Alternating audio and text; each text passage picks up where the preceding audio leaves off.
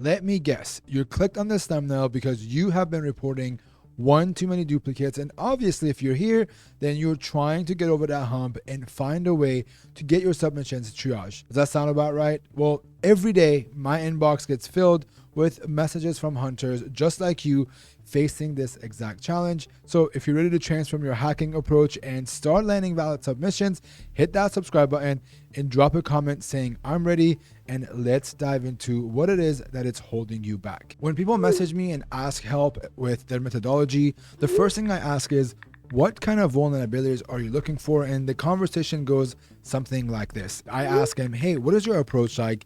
And they respond with something similar to, oh, I'm looking for rate limiting issues like OTP bypasses, or my personal favorite, I'm looking for business logic flaws. While these are all valid vulns to look for, there is a fundamental problem with this approach. The issue is the lack of deep technical understanding. These methods don't require any genuine web app hacking skills, and honestly, anyone with a brain and some basic web development knowledge and a bunch of tools can find these vulnerabilities. You need to learn how to look for specific vulns, and you definitely need to stay away from copy-pasting payloads. Honestly, you really need to be able to understand exactly why a specific payload works, how the application processes your input, and being able to craft a custom exploit based on the application's specific implementation. Let's think about it for a minute. What do you think happens when hundreds, if not thousands of bug bounty hunters are using the same tools, the same cheat sheets, and copy-pasting the same payloads and target the same types of vulnerabilities? It just feels like everybody is using the same treasure map, and if everyone knows where to dig, then you're not going to find something unique that is going to get you paid and rewarded at the end of the day. These easily discovered vulnerabilities, especially on public programs, are usually reported within hours, if not minutes, of being introduced. And let's be honest, they don't even get paid much unless it's in some sensitive functionality that has a major effect on their business or their user accounts. Then comes the question of program selection. When I ask bug bounty hunters that message me, why do you choose to hack on a particular program? The silence is telling. Okay, let me break this down for you. Some of the top bug bounty hunters that I know choose programs solely because they genuinely use and understand their products, especially if it's something like a SaaS or e-commerce platform. Now, let's talk about going outside of your comfort zone. And what if you want to hack on a product that you know nothing about? That's also fine, but you need to commit to becoming an expert in that product. If you're looking to hack on Airbnb, for example, you should understand everything about being a host, how listing management works, what automation features are available, how payments flow. Every single setting and option in that host dashboard should be something that you study and understand. This deep knowledge isn't just going to be helpful, it is essential for you to find bugs that other people are missing. Let's just use my public profile on HackerOne as an example. You will notice that most of the public programs where I'm in the top 5 hackers are massive products that I actually use. Take a look at Valve or Rockstar Games, for example. As a gamer, I naturally have a better understanding of their products than someone who has never touched any of their games.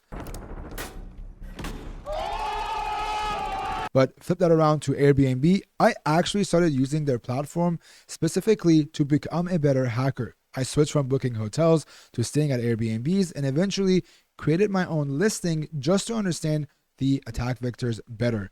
That's the level of commitment that it takes to find vulnerabilities that other people are missing. But understanding the product is just half of the battle. You also need to master specific types of vulnerabilities. When I mentor new hackers, I always recommend starting with a focused approach. Pick 1 or 2 core vulnerabilities. These are like your XSS, your IDOR, or even CSRF. These aren't just your beginner vulnerabilities, they're fundamental weaknesses that can lead to critical findings when you truly understand them. Let's take a look at cross-site scripting as an example.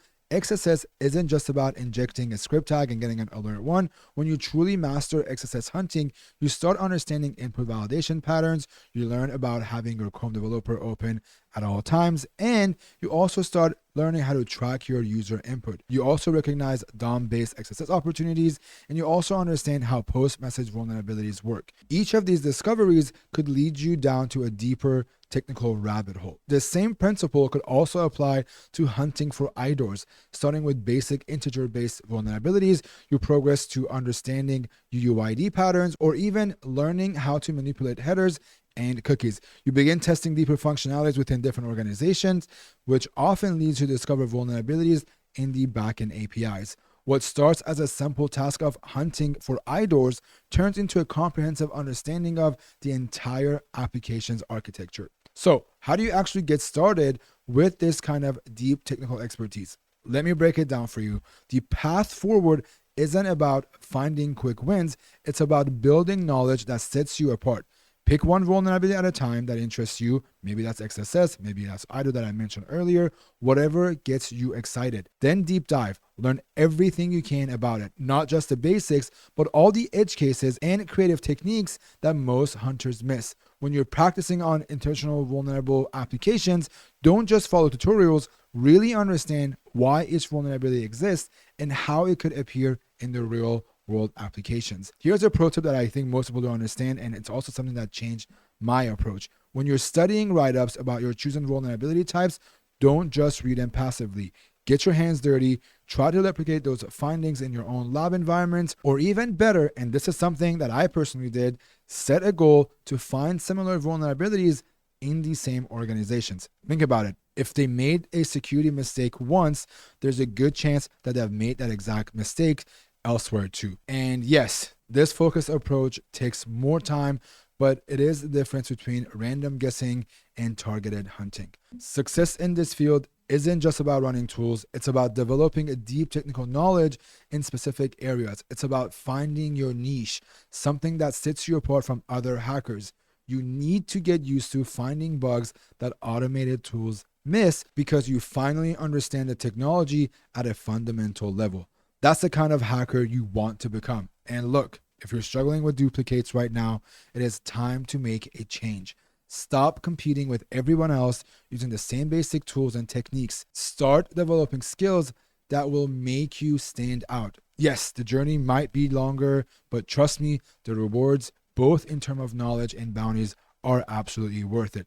So, if this approach in this video resonates with you, I want to hear about it. So drop me a comment below sharing which specific areas of web security you are most interested in mastering, whether it is DOM XSS, IDOR, something completely different. Let's build a community of hunters focused on real technical expertise. And if you want more strategies like this that actually work in the real world, hit that subscribe button and come join the Discord from the link in the pinned comments. All right, catch you in the next one. Peace.